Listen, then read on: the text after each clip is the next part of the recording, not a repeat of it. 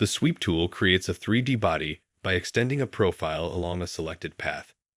The profile can be a closed sketch or face, while the path can be sketch items or edges of a body. To use the Sweep tool, go to Tools and then select Sweep. Select the profile and path for your sweep.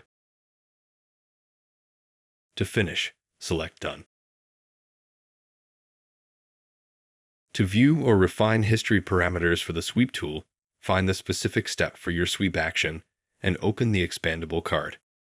In the Sweep card, you can update parameters such as the profile and path, the profile position to control how the profile is placed along the path, the orientation to control how the profile aligns during the sweep, twist to rotate the profile along the path, scale to change the profile size along the path, and corner type to control how corners are handled along the sweep path.